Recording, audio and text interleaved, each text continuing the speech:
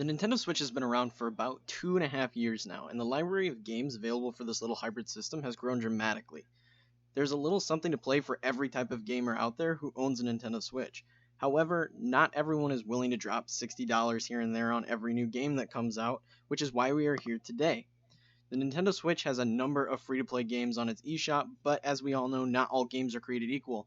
So that's why I have downloaded a number of these free to play games and tried them so I can explain to you guys which games are the best free to play games on the Nintendo Switch and help you figure out which ones are actually worth taking the time to download. So to kick off this list, we will be talking about one of the many games made by Hi-Rez Studios, and no, I'm not talking about Smite. Don't worry, we'll get to that later. But I'm referring to Paladins. Paladins is a first-person hero shooter, much like Blizzard Entertainment's Overwatch. This game actually got a lot of shit after its release because of the similarities between it and Overwatch and their close release dates. But honestly, if you were to put these two games in front of me and tell me to pick one for an extended period of time, I'm going to choose Paladins. Hi-Rez has been really good about putting out new characters and updates for Paladins, something that Overwatch hasn't done quite as well throughout its lifespan. But let's break away from the comparisons between Overwatch and Paladins and talk about some of the things Paladins features. Now, there are a number of characters you can choose from within Paladins that fill a specific role for your team, like tanking, healing, or damage dealing, the usual trifecta. Now, if you play this game for free, you will not have access to all these characters immediately, but you can buy them with in-game currency you earn just by playing the game. And there's also an option if you decide you like the game to spend $30 and unlock all current and future characters the game puts out. I did this, I thought it was a really good deal, and I play enough of it that I could justify it. Now each of these characters has a variety of skills they can utilize and help push your team to victory, which is cool because then every character has their own unique playstyle. Paladins features a ton of different game modes such as Capture the Objective, Team Deathmatch, and Siege, as well as a fully fleshed out ranked game mode option for those of you who want to put your skills to the test in a competitive scene. Another interesting aspect of Paladins is the way you quote-unquote build your character once in-game. There are 3 passive abilities you will choose for each character at the start of the game, and items you can purchase for bonus stats throughout the game. On top of this, there's a deck building feature where you pick cards that give your character different stats, and these character building aspects really separate Paladins from other hero shooters on the market and gives the game more of a MOBA element. Finally, we're going to talk about what is, in my opinion, the best thing that Paladins has to offer, and that is cross-play and cross-progression. This means that when you boot up Paladins on your Nintendo Switch, or say you have a PS4, an Xbox One, or even a PC, and you have the same account logged in on all these devices, all your progress will travel along with you, and you can even queue up with your friends on other platforms. So if you're playing on PC, and your friend's playing on Nintendo Switch, as long as you're in each other's friends list, you can invite each other to games and play together, and it's a really cool feature. This is common in other games like Fortnite that are really blowing up with this, with being on every system, including mobile. And again, in my opinion, this is a great move on Hi-Rez Studios' part because it brings more people together to play their game, which will, in the long run, make them more money.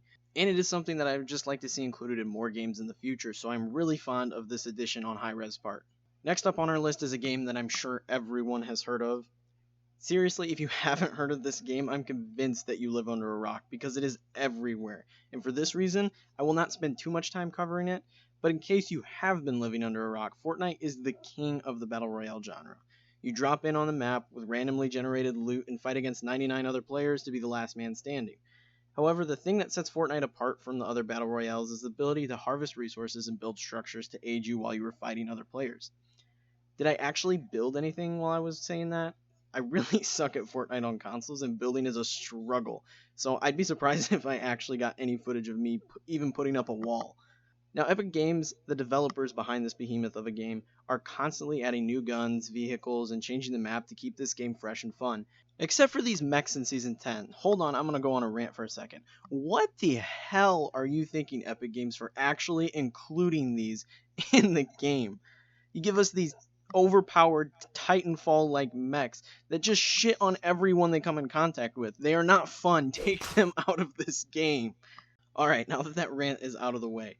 Now, I know it is often considered cool nowadays, for whatever fucking reason, to hate on Fortnite, but there is no denying that for the free admission cost of this game, this is a very well-polished game. And like I mentioned earlier, Fortnite does have cross-play and cross-progression like Paladins, so your account progress and collections will be there no matter where you decide to play this game. One other thing I want to mention about Fortnite on the Nintendo Switch before we move on to our third game is the graphics. I'm not sure who the hell ported this game to the Nintendo Switch, but seriously? Fortnite actually runs better on my Android smartphone than it does on my Nintendo Switch, and I have no idea why that is happening. So seriously, can we get this updated, or can we like get some graphical fixes, because it really takes away a small amount from the overall experience of the game. I love Fortnite, but I don't like having it look like it's running on a high-end potato. Alright, moving on. We have the third game on this list, and that is another one of Hi-Rez Studios' games, Smite. See, I told you we'd get to it later. Now, Smite is a game that I've played many times in the past on a ton of different platforms, PC, PS4, and all that. And I've always had a good time with it. Smite is a MOBA, like other free-to-play games out there like League of Legends and Dota 2, but what sets Smite apart from these other MOBAs on the market is the game's camera angle and how you control your character. Rather than an over-the-top camera angle that you find in games like League of Legends and Dota, you actually have a third-person perspective, and instead of clicking to move your character, you use WASD, or in the case of the Nintendo Switch, you use a controller, you use your analog stick. And this is something that's super different from the other MOBAs that I've played. I was a long-time League of Legends player, and I honestly prefer Smite's movement. Now, all of Smite's characters are based on gods and monsters found throughout myths and legends, so you will get to play as characters like the Greek god Zeus, the Egyptian god Anubis, or the Norse god Thor, each with their own unique ability set. And much like in Paladins, you will not have access to every character if you are playing for free. There is a weekly rotation of free gods that you can pick from, and will be able to buy gods with in-game currency, just like in Paladins. They do offer an Ultimate God Pack, where much like in Paladins, you'll spend $30 and unlock all characters currently in the game and all future characters. There are a ton of different game modes to pick from when it comes to Smite, including a game mode of the day, which puts an interesting spin on one of the regular game modes. There is also the option of playing ranked games to climb the competitive ladder in Smite that could potentially give you cosmetic rewards such as skins for your gods if you did rank up high enough. Finally, just like Fortnite and Paladins, Smite offers crossplay and cross progression, so you can play anywhere you want with anyone and never have to restart your progress. The next game on this list is a game that admittedly took me a lot of time to get into. I've played Warframe off and on a number of times before I finally got hooked on it on PC, while playing with some friends who had convinced me to finally really dig into this game. Warframe is a game that basically turns you into a ninja Power Ranger in space, and let me tell you, there is so much content here. None of the game is locked behind any paywall if you are a free-to-play player, which is amazing. You play as a Tenno who uses different suits of armor with powerful abilities called Warframes to keep order in the universe. The game will send you out on a variety of missions throughout the number of planets in our solar system, and you have things to do like eliminate a certain number of enemies before moving on to a new mission, or collecting intel on enemies without being detected in spy missions, while all the while collecting resources and blueprints to build more weapons and warframes to use. One thing I was not expecting from Warframe was the interesting storyline. I figured with it being a free-to-play game that the game's story would simply be there to move you from one mission to another, but the story is actually pretty interesting if you're paying attention to it. I was impressed with the voice acting found throughout the main questline, and learning all these new things about the Tenno and the Warframes were just super interesting to me. The lore in this game is so deep. Now, aside from the instance objective focus missions you will regularly be going on, there is also 2 open world areas, one of which is featured in one of my previous videos, which I will link below, and check that out if you have some time later, and another open world zone coming in a future patch. One thing lacking in Warframe that we had in the other 3 games we've already discussed is crossplay and progression. You are not able to play the same Warframe account on your Nintendo Switch one minute and then pick up where you left off on another system the next, which is something that turned me off to the Nintendo Switch version of this game. Warframe is not a game I'm really interested in restarting, considering my collection of Warframes and weapons I already have on my PC account, so I'd really hope that they implement this sometime in the future, because I would love to play this game on my Nintendo Switch, because it looks amazing, which is my next and final point in regards to Warframe. The graphics for Warframe on the Nintendo Switch are gorgeous, and quite possibly one of the best looking games graphically on the Nintendo Switch system.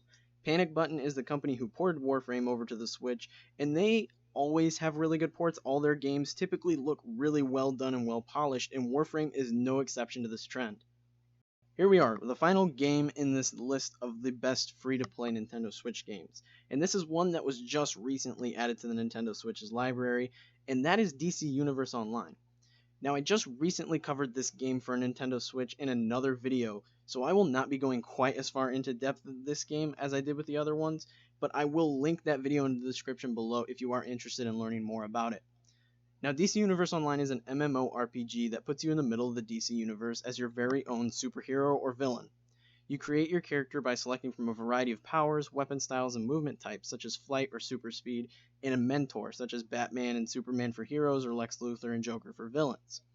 After character creation, the game plays a lot like most other MMORPGs on the market. You will complete quests, run instance-based party content, and compete in PvP matches to level up your character and progress through the game. Now, a lot of the game's story content and superpowers for character creation are included as DLCs, so if you want the full experience, you will need to shell out some money to play this game in its entirety. However, there is about 10 hours of free-to-play content per character, so if you play a hero character and a villain character, that's about 20 hours of free content before you even have to consider buying any of the DLC or signing up for the game's subscription service. And there you have it, folks. That is my list for the top 5 free-to-play Nintendo Switch games. Obviously, there are some other free games on the Nintendo Switch, but in my opinion, these games were the most worth your time investment. Hopefully you all found this video to be entertaining and helpful, and maybe we can do another one of these list videos in the future if this one is well received. But if you enjoyed this video, be sure to like and slap that subscribe button for more Nintendo Switch content in the future, and I will see you all in the next video.